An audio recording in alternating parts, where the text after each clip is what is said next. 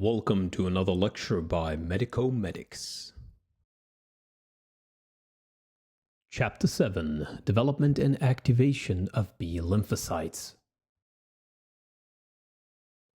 In this lecture, we will deep dive into B lymphocytes, or B cells. We will talk about their development, the structure of their receptors, the activation of the B cells, outcomes of activation, types of antibodies that are produced.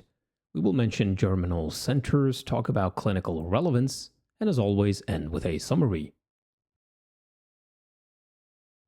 Now, B lymphocytes, or B cells, are a type of white blood cell that plays a central role in the adaptive immune system. So it's part of our adaptive immunity. And its main job is to produce antibodies to fight infections. Now, what makes the B cell unique is their ability to recognize specific antigens using specialized surface proteins called B cell receptors.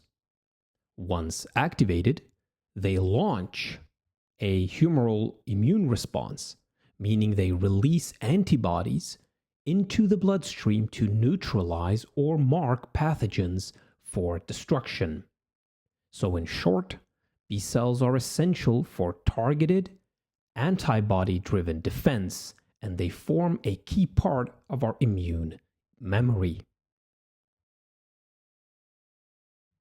Now let's look at how B lymphocytes develop. So B cells originate and mature in the bone marrow, which is unique since both their formation and education happen in the same place. Now, during maturation, they go through two key checkpoints. The first one is positive selection, and positive selection makes sure that each B cell can produce a working B cell receptor, or a BCR. If it can't, then it's removed. Then comes negative selection.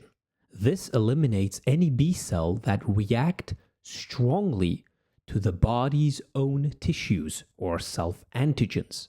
So it's a critical step for preventing autoimmune disease. Now, the B cells that pass both steps become naive B cells, meaning they're mature, but they haven't yet encountered their specific antigen in the body. Once they do, that's when the real immune action begins. And just to revise, we have the hematopoietic stem cell, right, in our bone marrow. We have the lymphoid progenitor cell, and from there we have the development of our B cell. Excellent. Now let's talk about the structure of the B cell receptor. So the BCR is essentially a membrane-bound version of an antibody that sits on the surface of a B cell. Now it has two main parts to it.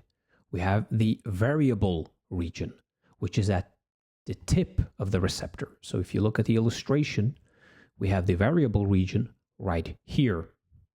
And you can remember that variable starts with the letter V. And you sort of have that structure here, right? Looks like a V or a Y shape. Now, this is the part that recognizes and binds to a specific antigen. And the constant region, which anchors the receptor to the surface of the B cell, is the second main part.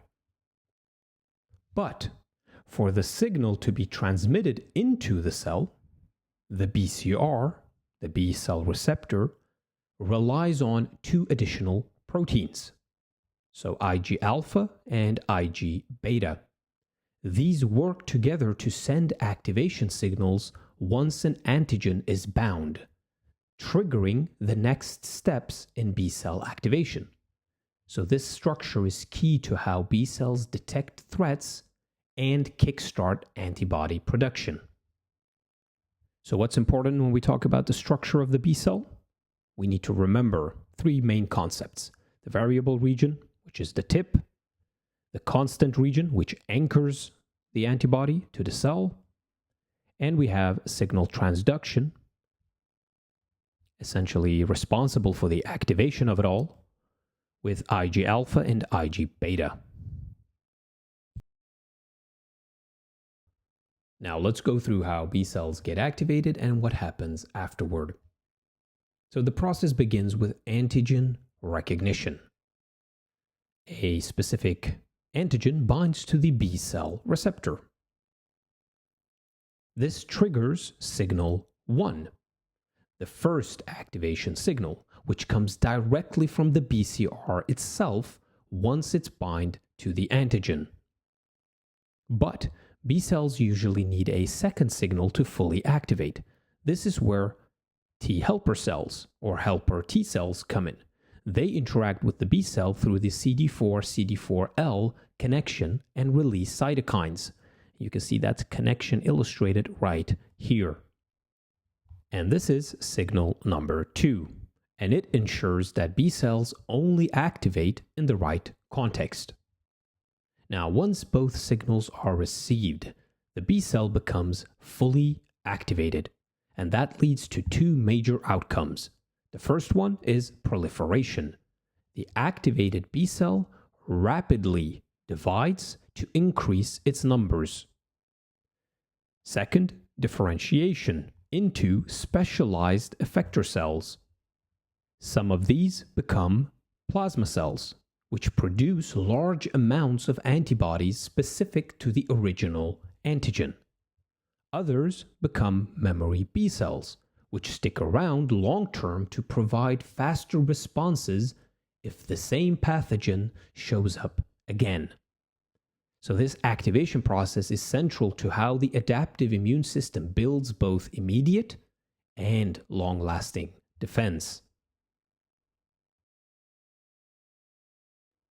Now let's take a closer look at the structure of an antibody, also known as an immunoglobulin. Now we have a more in-depth explanation found in our physiology lecture on immunology to complement this one, so make sure to check that out. Now, each antibody is made of 4 polypeptide chains, 2 light chains and 2 heavy chains, and they're held together by what can be seen here, disulfide bonds. Now, in the image, in this illustration right here, the light chains are marked in red, and the heavy chains are marked in blue. Now, at the tip here, at the tip of this Y-shaped molecule, we have the antigen binding site. It's made up of both the variable regions of the heavy and light chains. So we have both of them, the blue and the red. Remember, the heavy chains were in blue, the light ones in red. And these two here at the tip both make up the antigen binding sites. So these are the parts that recognize and bind to specific antigens, kind of like a lock and key. Then, as we mentioned in the previous slides, we have the constant region, labeled here as C1, C2, and C3 on the heavy chains. So here, here, and here. Now, these are more conserved and determine the antibody's class and function in the immune system. So in short, the top part is for recognizing enemies, and the bottom part signals the immune system to act. And we can also now mention some types of antibodies that are produced. So the primary response, we usually find immunoglobulin M. And it is the first antibody produced during an infection.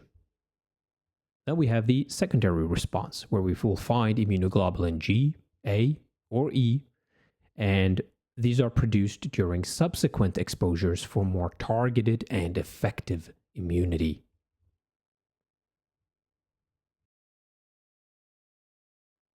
Now let's talk about what happens in the germinal centers, which is the real training ground for B cells. See, these are specialized areas found inside the lymph nodes. You can see the illustration right here.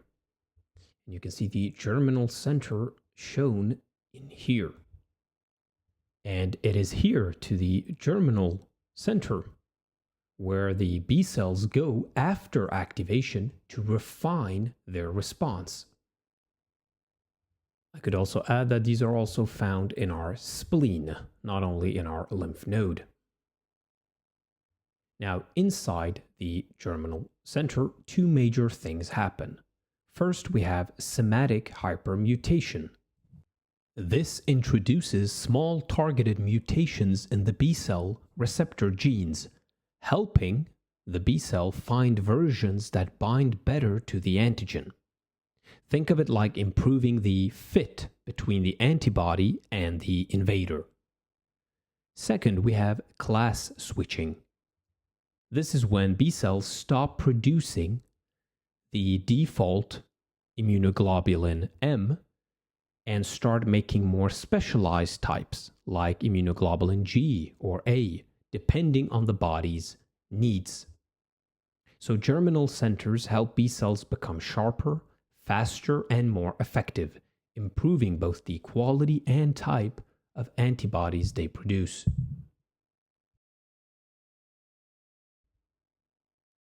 Let's look at how B cells matter in the real-world medicine. First up, vaccination. So vaccines work by stimulating B cells to produce antibodies and form memory B cells. This gives us long-lasting protection if we ever encounter the real infection. In future lectures, we will have a deep dive into vaccination, so we don't have to go further now.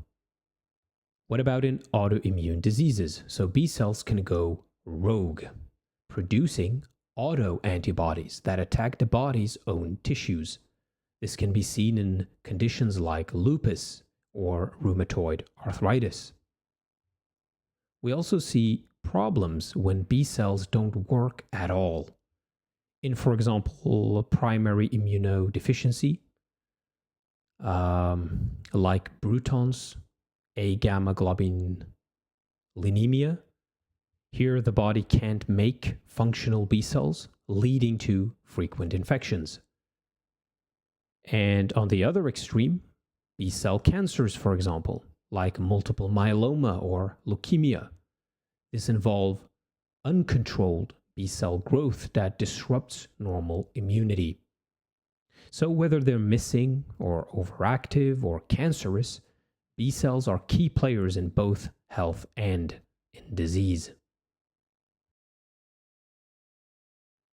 So in summary then, B cells are key players in humoral immunity, producing antibodies that target specific antigens. They are activated in a two-signal process and refine their responses in our germinal centers. Memory B cells ensure long-term immunity, forming the basis for effective vaccination. And that's the end of this lecture. Continue now to Chapter 8.